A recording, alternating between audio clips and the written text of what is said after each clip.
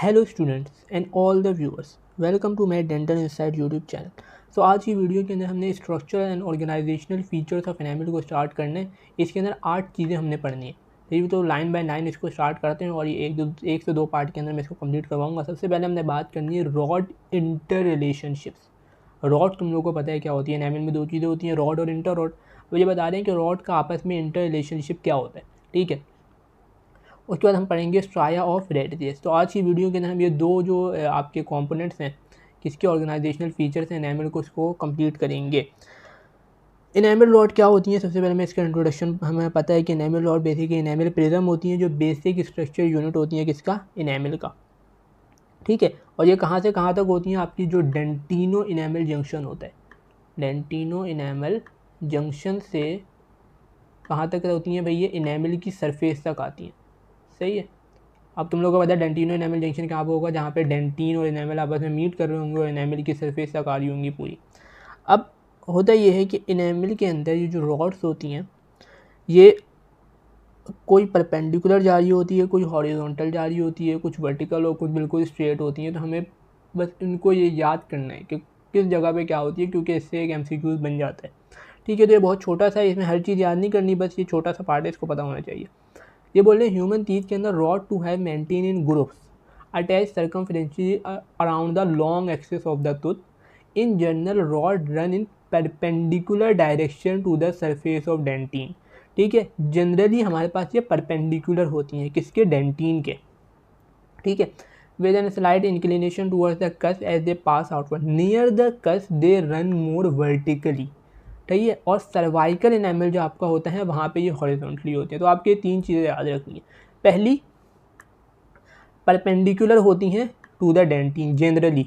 ठीक है, परपेंडिकुलर किसकी होती हैं, डेंटिन के, मगर ये कस्प की साइड के ऊपर ये क्या होती हैं, वर्टिकली हो जाती हैं। और जो आपका सर्वाइकल एनामल है, जो बेसिकली DEJ की साइड के ऊपर होगा, वहाँ पे क्या हो जाती हैं, हॉरिजॉन्टली हो जाती हैं। ठीक है, ये तीन चीज़ें याद रखनी है। अच्छा, अब ये तीन जगह पे है, तो ये कोई एक नॉर्मल पैटर्न तो नहीं बनेगा, नहीं क्या होगा, इरेगुलर पैटर्न बनेगा, इरेगुलर कोर्स बेंडिंग होगी।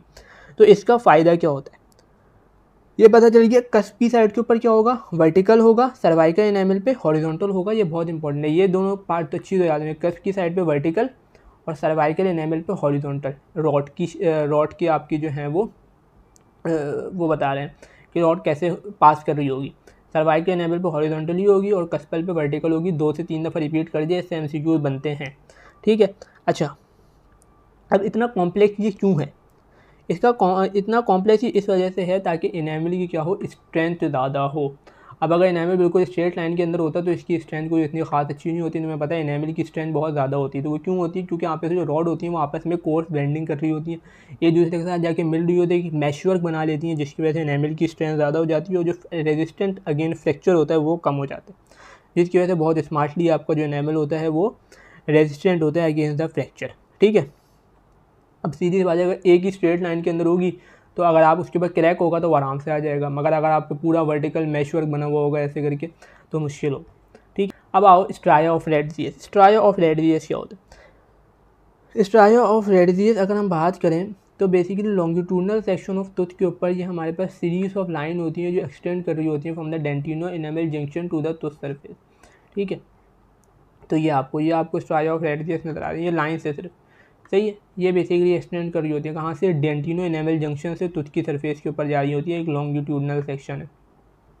ठीक है, तो ये बता रहे हैं। और अगर हम क्रॉस सेक्शन के अंदर कुछ देखें तो ये कॉन्सेंट्रिक रिंग नज़र आ रही होती है। Although the striae of radius generally are to a weekly rhythm in enamel production. अब ये क्यों आती हैं, जो वीकली आपका एनामल प्रोड्यूस हो रहा होता है ये उसकी लाइन्स होती हैं। ठीक है, तो ये आपका एक वो है नहीं, ये इसके अंदर नहीं है। अच्छा, ये माइक्रोस्कोपिक व्यू दिखाया हुआ है, ये आपको जो एरो हेड नज़र आ रहे हैं ना, ये आपको सारे स्ट्राया ऑफ रेडियस दिखाए हुए हैं। ये जो क्रैक नज़र आ रहा है ये कुछ और है, इसको हम बाद में पढ़ेंगे, बट इसकी जो लाइन्स वगैरह नज़र आ रही हैं आपको, ये सारे स्ट्राया ऑफ रेडियस हैं। ठीक है, और ये क्यों आते हैं, ताकि जो वीकली रिदम होते हैं एनामल की प्रोडक्शन को उसमें आते हैं। अनदर प्रोपोजल ये बताते हैं कि दे रिफ्लेक्ट द अपोजिशनल और incremental growth of enamel layer. ये बताने की जो इंक्रीमेंटल लाइन्स होती हैं, इंक्रीमेंटल ग्रोथ होती है। तुम्हें पता है एनामल की ग्रोथ क्या होती है, इंक्रीमेंटल होती है, वक्फे वक्फे से होती है। तो उसकी उसकी ग्रोथ को ये क्या करते हैं, रिप्रेजेंट करते हैं। उसके अलावा एक और चीज़ होती है नियोनेटल लाइन। पहली हो गई स्ट्राया ऑफ रेडजियस। स्ट्राया ऑफ रेडजियस हमने पढ़ लिया कि ये इंक्रीमेंटल वीकली रिदम की वजह से एनेमल की प्रोडक्शन की वजह से एनेमल में कुछ लाइन्स आ रही होती हैं जो लॉन्गिट्यूडनल सेक्शन में क्या नज़र आती हैं, डेंटिनो एनेमल जंक्शन से तुस सरफेस में, और क्रॉस सेक्शन में कंसेंट्रिक रिंग नज़र आते हैं। अब एक और चीज़ होती है नियोनेटल लाइन। नियोनेटल लाइन कब होती है, ये बेसिकली एक लार्ज स्ट्राया ऑफ रेडजियस होता है जो apparently reflect the physiological changes occurring at birth. Accumulated incremental line also are production by systemic disturbance which fever वगैरह की वजह से होता ये है।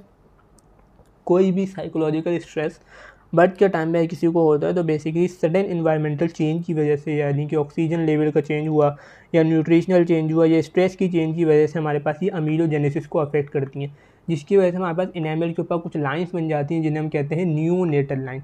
अब ये ड्यूरिंग द बर्थ आ रही है, न्यूनेटल टाइम के ऊपर आ रही है, तो हमने इनका क्या नाम रख दिया, न्यूनेटल लाइन रख दिया।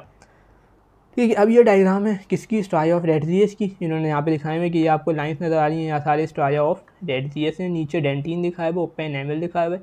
डेंटिन और एनेमल जंक्शन से सरफेस तक आ रही होंगी, ठीक है। उसके अलावा ये भी आपको स्ट्राया ऑफ रेडजियस दिखाए हुए जो एरो हेड के अंदर दिखाया हुआ है, ठीक है।